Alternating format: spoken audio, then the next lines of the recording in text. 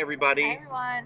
This is Chris Filardo, SG241, joining you again. And today with me, I'm Kim Filardo, SG250, aka. aka Luna Tato.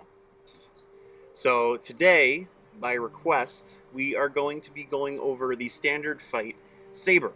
So for those of you who don't know, Empire Temple has a series of what we call runes, and it's an alphabet of standard fight sequences. And we use these to build fights, or to give us starters for fights. And so we have a standard fight that we all learn, which spells out the word Saber. So we're going to be showing you how to step through each of those letters in sequence. And we're also going to show you what those runes look like, so you can follow along on your own. Now, usually I'll have you do some warm-ups at the beginning of this. We're going to cut right to it. So if you need to do some warm-ups, go back to the basics video, and you can do some of the warm-ups that we have there. Okay, so let's get started. So something to keep in mind, all of the runes they relate to your opponent's strike positions. So as you may know, and you'll see in the runes as we're doing them, the main targeting zones are the shoulders, the left shoulder, the right shoulder, left hip, right hip, left leg, right leg, the head, and the groin. The last two are some of the more dangerous positions, so be careful if you're working with someone. If you're shadowboxing, use your own body to figure out where your opponent's targets will be. So make sure you pay attention to that targeting zone. Okay? So, we're going to start with S.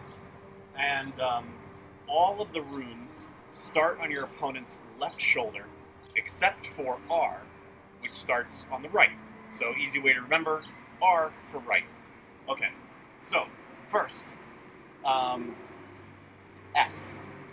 S begins on the opponent's left shoulder, and then right hip, left hip, and then right leg. Good. So again, when you're targeting, make sure you're aiming specifically for your shoulders, for your hips, and for your legs. Okay, so let's do that one a little quicker. Ready? And shoulder, hip, hip, leg. Good. Okay, great. So this is pretty easy. We're going to be doing it with just the standard strikes and standard defenses.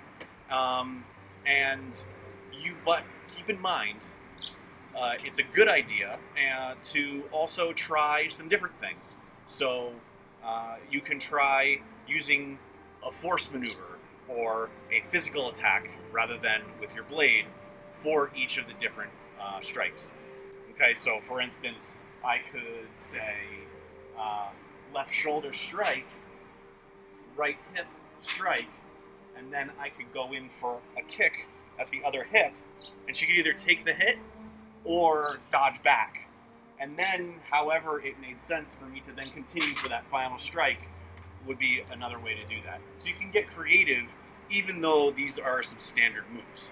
Of course, if you're starting with someone new and you both know the fight moves, you can just start with some of the basic moves to get into the flow and then start to get creative. So let's just go over S one more time. So it's shoulder, hip, hip, leg. Good. Okay, moving on to A. A is kind of in the shape of an A. So it's left hip, right hip, and then head. Good. Okay. And yeah, okay. B, let's move on to B. B is actually kind of the reverse of A. So rather than going for the hips, we're going to go for the shoulders. So shoulder, shoulder, okay, and groin. And you figure out how you want to defend any of these. We're just going over some of the basics, which actually we learned back in the basics video. So, okay, so we've done S-A-B-E. If you are aware, we also have a couple of number sequences, and those generally alternate between shoulders and hips. In this case, it's not quite a number. It's going to be 4 strikes for E, but it is the same kind of sequence. So we go shoulder, shoulder, hip, and hip. That's E. Okay. And finally, R. So R, as I said, is the only one that starts on the right-hand side. R for right. And it's also the most amount of hits. But you are essentially drawing an R shape. Okay, so we're starting on the right shoulder, head, left shoulder, right hip, left leg. Okay, let's do that one a little quicker. So, shoulder, head, shoulder, hip, leg. Good. Okay, so those are the basic moves through each of them. You've seen kind of how they work. Now let's try to flow from one into the next. We're not going to do anything too complex right now. Will leave for you to figure out. But you can kind of see how it might work as a complete set. Okay, so ready? And you'll defend the entire time, please. Okay, so S, hip, hip, leg, A, hip, hip, head,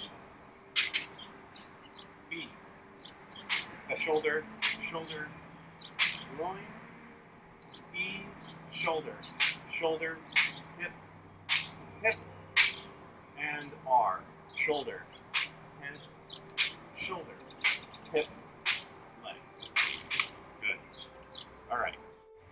Here's another way that you can make this into a little bit more of a fight, is rather than keeping one person on the offensive the entire time, is per letter, alternate who the offensive person is. So I'll attack on S, and Kim will defend. And then after S for A, you will attack, and I will defend. And we'll alternate that way until we get through all of the letters. Okay? So I think that'll end up with me attacking on S-A-B-E-R. Yeah, so I'll start and I'll finish. Okay. So S, shoulder, hip, hip, left. A is hip, always starting on the left.